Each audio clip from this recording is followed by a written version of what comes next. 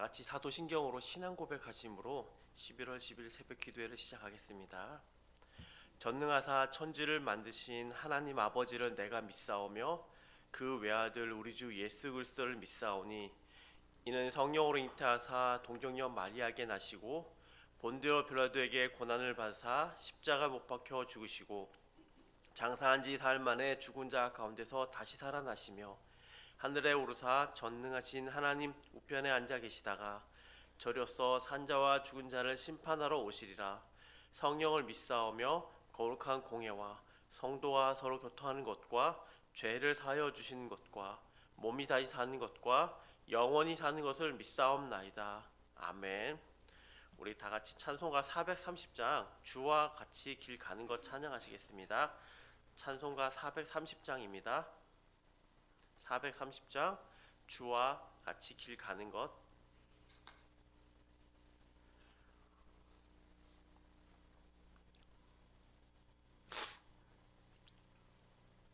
함께 찬양하시겠습니다. 주와 같이 길 가는 것 즐거운 일 아닌가. 우리 주님 걸어가신 발자취를 밟겠네. 한 걸음 한 걸음 주 예수와 함께 날마다 날마다 우리 걸어가리.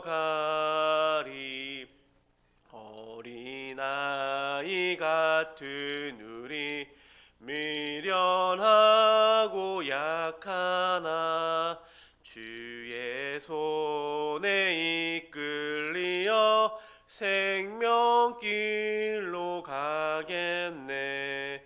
한 걸음 한 걸음 주 예수와 함께 날마다 날마다 우리 걸어가리.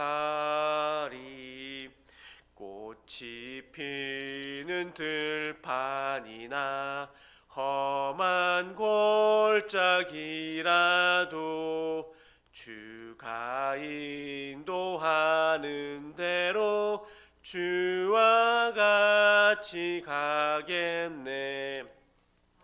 걸음 한 걸음 주 예수와 함께 날마다 날마다 우리 걸어가리.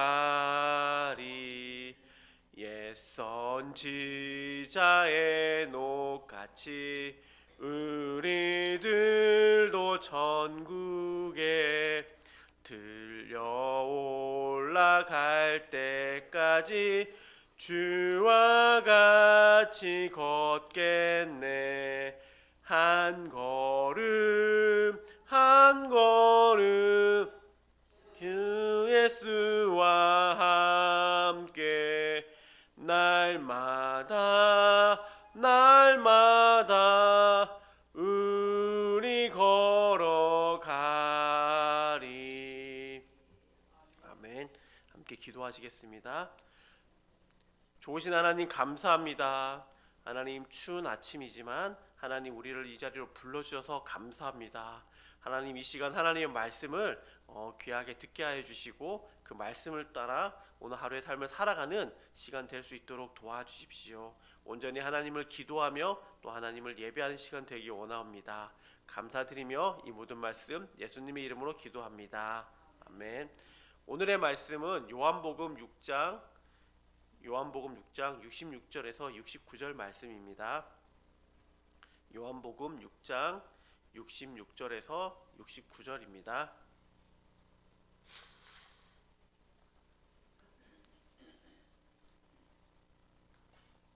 요한복음 6장 66절에서 69절입니다.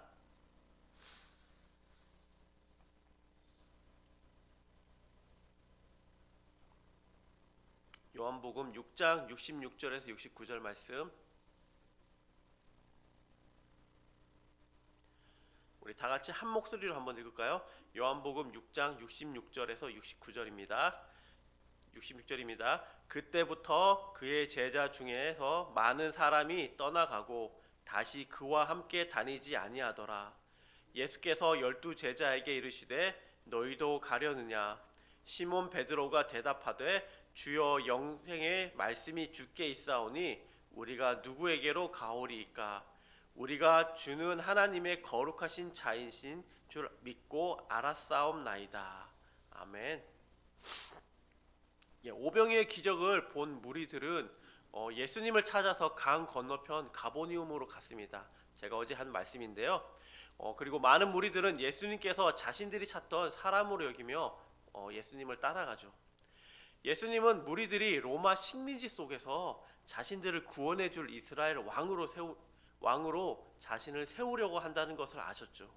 그리고 무리들에게 어제 뭐라고 말씀하셨죠? 썩어 없어질 양식, 그것에 초점을 맞추지 말고 내가 주는 영원한 양식에 초점을 맞추라고 말씀하십니다. 만나와 메추라기로 이스라엘을 먹이신 분도 하나님이시고 또 그들을 가나안 땅으로 인도하신 분도 하나님이심을 지금 가르치십니다. 그러면서 예수님은 자신이 이 땅에 온 진정한 이유에 대해서 말씀하시는데요. 바로 이스라엘을 먹이시고 인도하셨던 하나님의 뜻을 이루기 위함이라고 말씀합니다. 바로 그것은 믿는 자들에게 영원한 생명을 주시는 것입니다.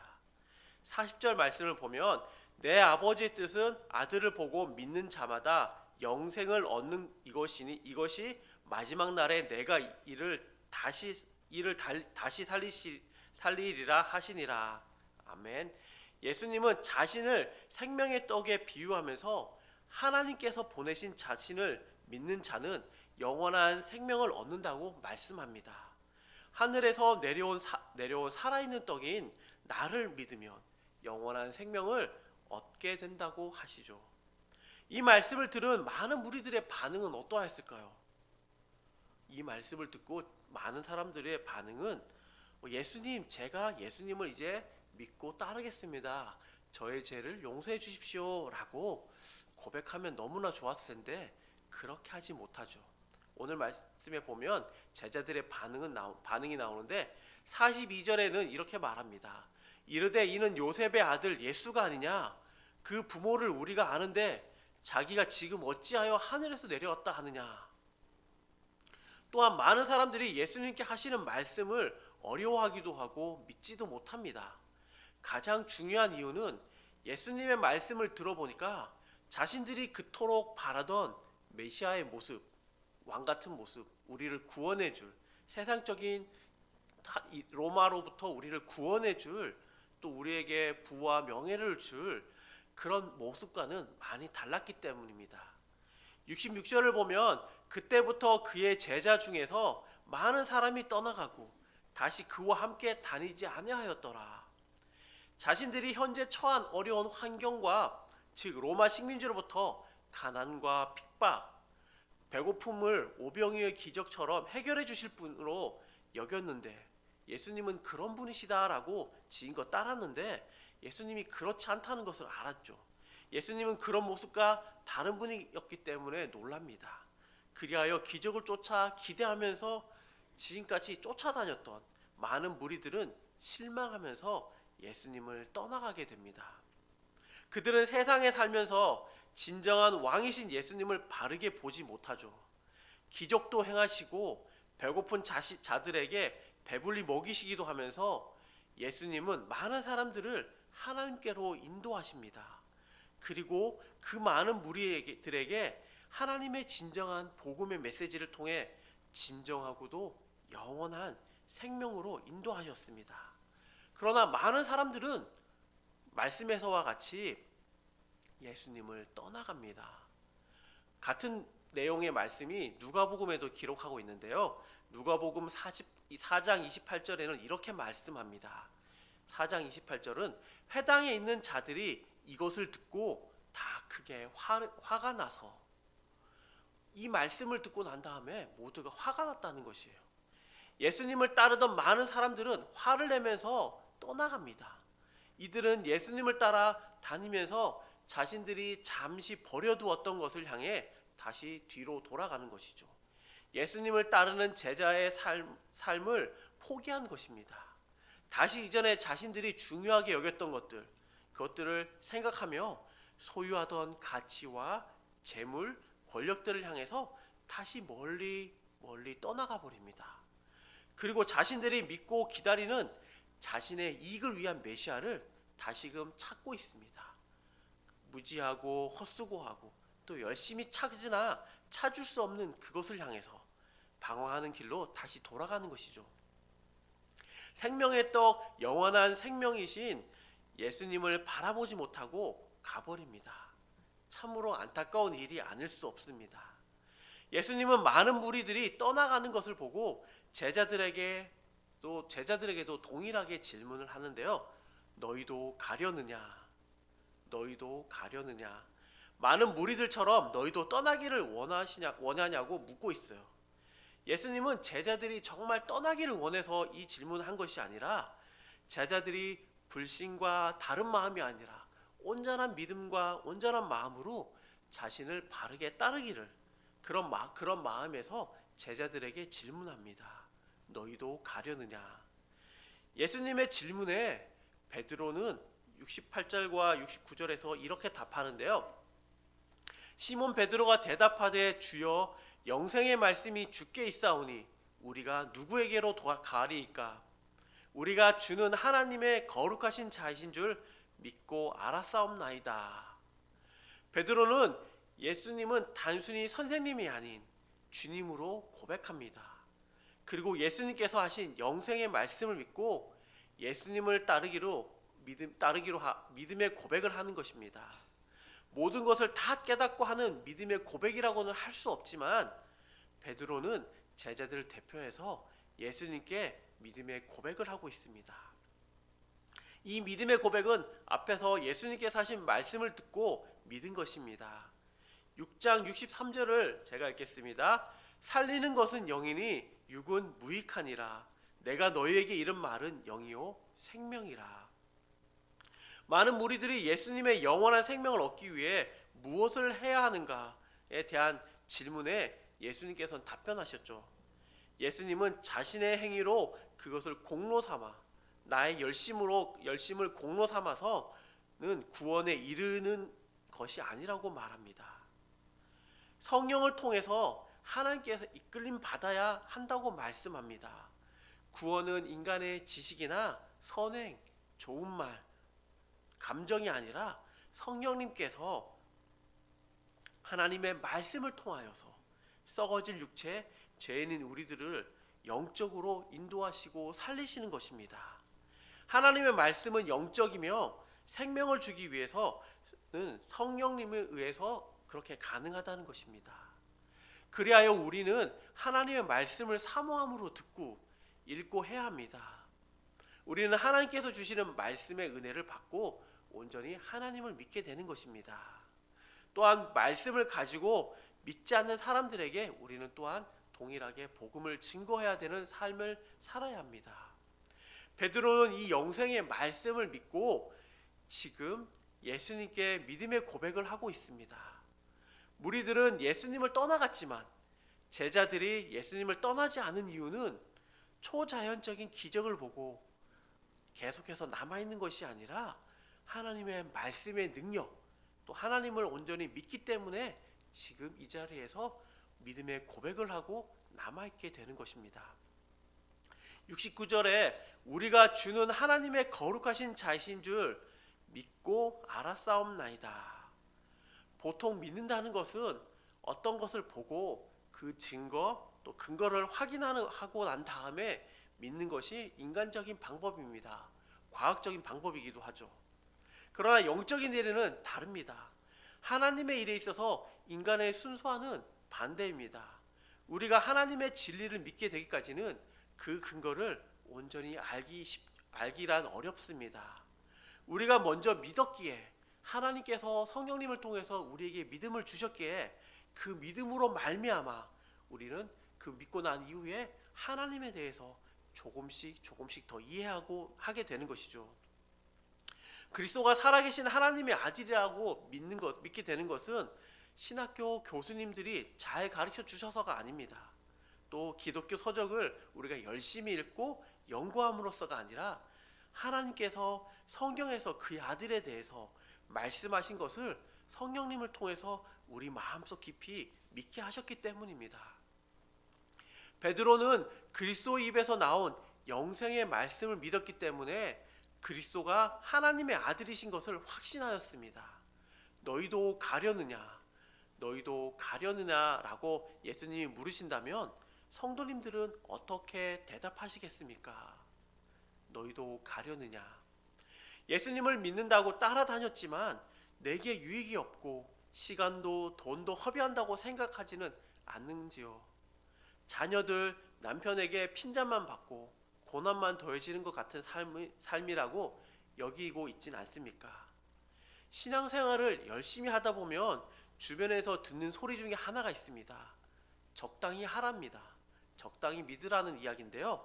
주일에만 교회만 가면 됐지, 새벽에 지금 이 자리에 나온 것처럼 새벽에 또 수요일에 금요일에 또 다른 날에 교회에 가는 것을 반대합니다.